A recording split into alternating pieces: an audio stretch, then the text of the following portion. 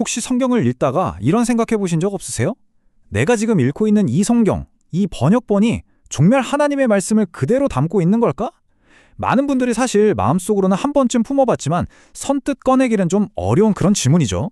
오늘은 바로 이 근본적인 질문에 대한 답을 저와 함께 한번 찾아가 보도록 하겠습니다. 네, 바로 이 질문입니다. 이런 고민, 이거 절대 신앙이 부족해서 생기는 게 아니에요. 오히려 그 반대죠. 하나님의 말씀을 정말 한 글자라도 더 정확하게, 더 순수하게 알고 싶다는 그 진지한 열망의 표현이거든요. 정말 귀한 고민이라고 할 수 있습니다. 맞습니다. 그래서 오늘 이 시간은요, 여러분의 그 소중한 고민을 함께 풀어가는 그런 과정이 될 겁니다. 이게 믿음이 흔들리는 시간이 아니라 오히려 우리가 도대체 무엇을 믿고 왜 믿는지를 명확하게 함으로써 우리 믿음의 반석을 더 단단하게 다지는 그런 기회가 될 거라고 저는 확신합니다. 자, 그럼 이 문제의 해답을 한번 찾아가 보죠. 모든 논의의 출발점이자 기준점, 그건 바로 성경 원본이 가진 독보적인 권위입니다. 이것이 우리 신앙의 닷과도 같아요. 절대 흔들리지 않는 기준점이죠. 아니, 원본이 왜 그렇게까지 중요할까요? 그 답은 바로 축자 영감이라는 핵심 원리에 있습니다. 이게 뭐냐면 단순히 성경의 전체적인 아이디어나 사상만 하나님께로부터 온 게 아니라는 거예요. 원본에 기록된 히브리어, 헬라어 그 단어 하나하나를 하나님께서 직접 숨결을 불어넣듯 주셨다는 믿음. 그렇기 때문에 원본의 모든 단어는 절대적인 권위를 갖게 되는 거죠. 정말 흥미로운 점은요, 웨스트민스터 신앙고백이 이 원본의 권위를 4개의 아주 강력한 기둥으로 설명하고 있다는 겁니다. 첫째, 하나님께 직접 영감을 받았다. 둘째, 모든 시대를 거치면서 하나님의 특별한 섭리 안에서 순수하게 보존되어 왔다. 셋째, 그렇기 때문에 다른 어떤 것과도 비교할 수 없는 유일한 정본이다. 그리고 마지막으로 바로 이 원본이 모든 신학적인 논쟁을 끝내는 최고 심판자의 역할을 한다는 겁니다. 대단하죠? 자, 그래서 여기서 가장 중요한 핵심이 나옵니다. 우리가 보통 성경은 오류가 없다라고 말할 때 그 무엇성이라는 건 우리가 지금 손에 들고 있는 이 번역본이 아니라 오직 최초의 히브리어, 헬라어 원본에만 해당된다는 사실입니다. 이 둘을 명확하게 구분하는 것, 이게 모든 혼란을 푸는 열쇠예요. 바로 이 지점에서 우리는 생각의 전환이 필요합니다. 번역본은 완벽하지 않을 수 있습니다라고 인정하는 게 믿음을 약화시키는 게 아니라는 거죠. 오히려 그 반대입니다.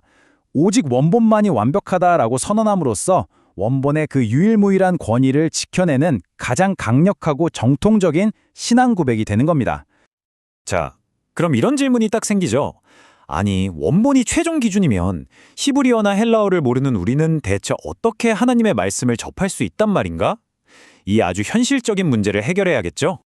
여기서 정말 놀라운 건요. 수백 년 전 웨스트민스터 신앙 고백을 썼던 그 신학자들이 이미 이 문제를 정확하게 꿰뚫어보고 있었다는 사실입니다. 그들은 원본의 절대적인 권위를 선언하자마자 곧바로 이 현실적인 문제를 제기해요.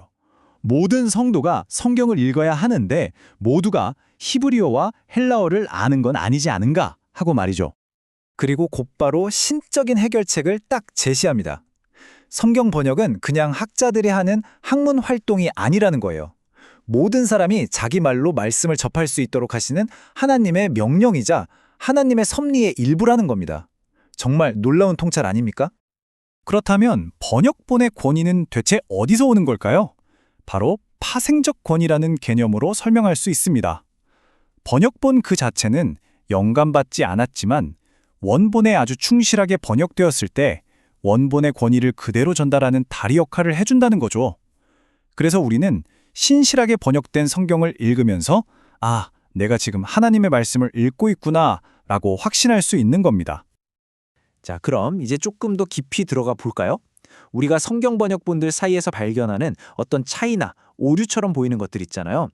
이건 사실 번역가들이 어떤 번역 철학을 선택했느냐의 차이에서 비롯되는 경우가 대부분입니다.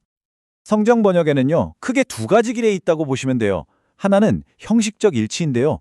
이건 원문의 형태, 즉 단어와 문장 구조를 그대로 옮기려고 노력하는 방식이에요. 다른 하나는 동적 일치인데 이건 원문의 형태보다는 그 의미와 효과를 전달하는데 더 집중하는 방식입니다. 이 표를 보시면 두 철학의 차이가 한눈에 딱 들어오실 거예요. 핵심은 이겁니다. 원문의 단어와 구조를 그대로 옮기려는 형식적 일치는 단어 하나하나가 영감되었다는 축자 영감 교리와 잘 맞고 번역가는 원문을 그대로 전달하는 역할에 머물죠.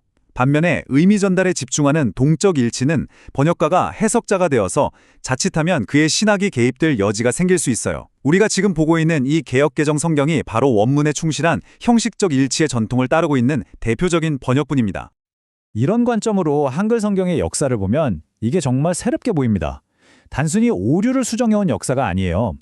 원본에 더욱더 가까이 다가가려는 그 충실함을 향한 끊임없는 노력의 여정이었던 거죠. 한글 성경의 역사를 보면 이 원칙이 그대로 드러납니다. 1911년에 첫 완역본이 나왔을 때 한국 교회는 그 부족함을 솔직하게 인정하고 곧바로 원문에 더 충실한 번역을 위해서 개정 작업에 들어갔습니다. 한번 생각해 보세요. 개정을 한다는 것 자체가 번역본은 불완전하니까 우리는 원본의 권위로 돌아가야 한다는 위대한 신앙 고백 아니겠습니까?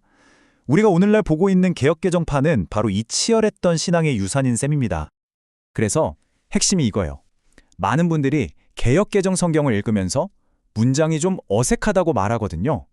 그런데 그 어색함은 역설적으로 이 번역본이 매끄러운 의역, 즉 동적 일치를 포기하고서라도 원문의 단어와 구조를 존중하는 형식적 일치, 원칙에 충실하려고 애썼다는 증거일 수 있다는 겁니다.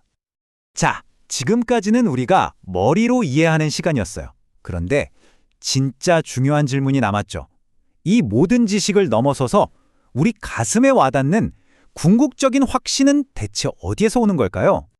웨스트민스터 신앙 고백이 다시 한번 우리에게 최종 답을 줍니다. 그건 바로 성령의 내적 증거입니다. 아무리 완벽한 논리와 증거가 있어도 우리가 성경을 펼칠 때 성령께서 우리 마음속에 이것이 살아있는 하나님의 말씀이다 라는 확신을 주시지 않으면 아무 소용이 없다는 거죠. 이것이야말로 모든 의심을 잠재우는 궁극적인 권위입니다. 그렇다면 이제 우리는 어떤 자세로 성경을 읽어야 할까요? 첫째, 여러분 손에 있는 개역개정 성경을 충분한 하나님의 말씀으로 굳게 신뢰하십시오. 둘째, 그 번역의 한계를 두려워하지 마세요. 오히려 그 한계가 우리를 원본이라는 절대 기준 앞에 더 겸손하게 만듭니다. 그리고 이해가 어려운 부분은 다른 성경 구절과 비교해보고 또 믿을 만한 자료나 교회의 도움을 구하세요. 무엇보다 중요한 건 성령께서 이 말씀을 깨닫게 해주시길 기도하면서 읽는 겁니다. 이 모든 걸 알고 난 지금 여러분은 내일 아침 성경을 어떤 새로운 눈으로 펼치게 될까요? 이 질문을 마음에 품고 이제 단순한 지식을 넘어서 살아있는 확신으로 하나님의 말씀을 만나시기를 진심으로 바랍니다.